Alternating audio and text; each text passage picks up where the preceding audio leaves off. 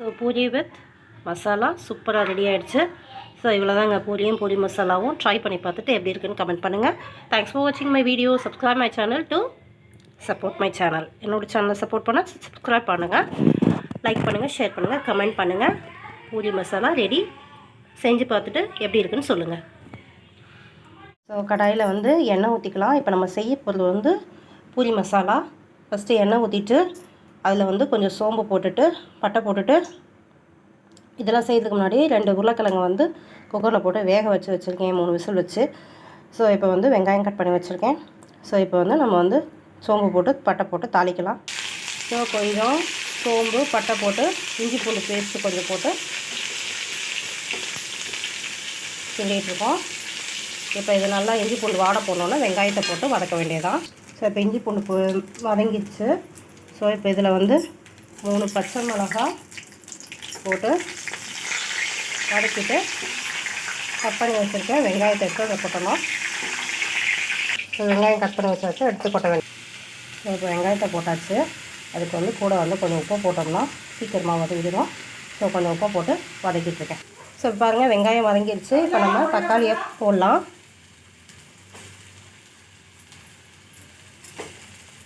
தக்காளி போட்டு வதக்கலாம்.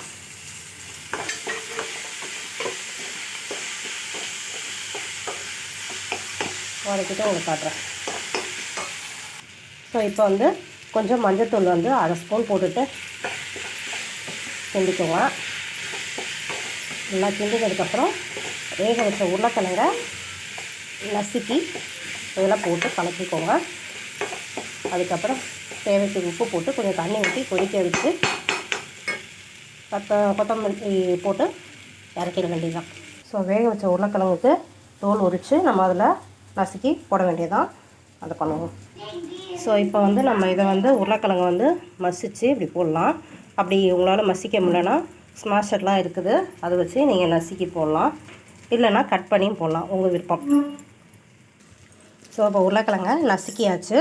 நசுக்கி இதில் மிக்ஸ் பண்ண வேண்டியதுதான்.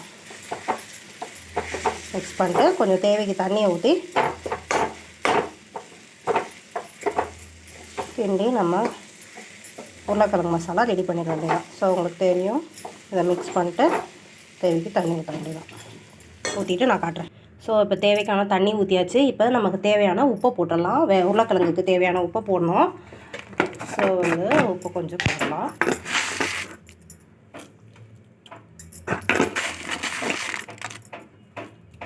ஓகே,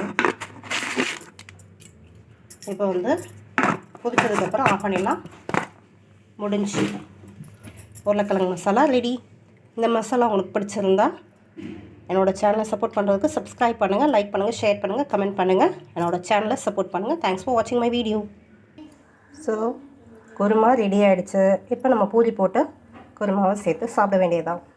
பூரிக்கு ஒரு வாணலியில் எண்ணெய் ஊற்றிக்கணும். தேவையான எண்ணெயை ஊற்றிட்டு பூரி மசாலா கொட்டியாச்சு. இப்போ நம்ம பூரி மட்டும் தான் ரெடி பண்ணணும்.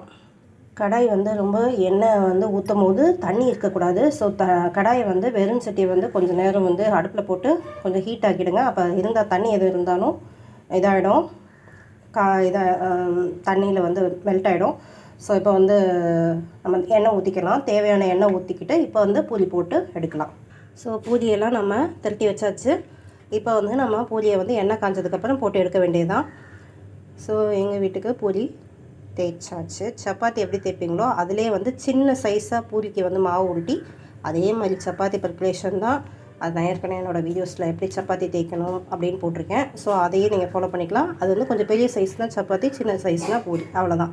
சின்ன சின்னதாக உருட்டி சின்ன சின்னதாக தேய்ச்சி எடுத்துக்கோங்க. ஸோ இப்போ நம்ம வந்து எண்ணெய் காஞ்சோன்னே பூரியை போட்டு எடுக்கலாம்.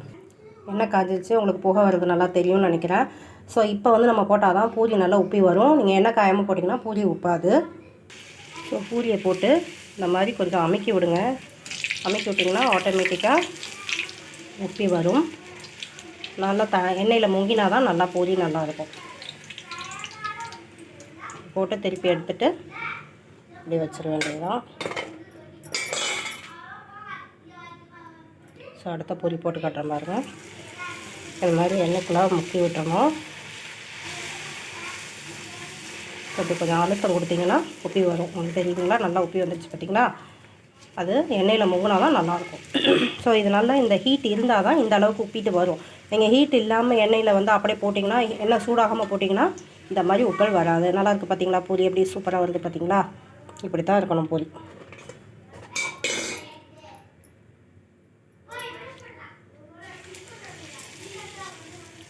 திருப்ப போட்டு காட்டுறேன். ஸோ இதில் போட்டோன்னா இப்படி ஒரு அழுத்தம் கொடுக்கணும்.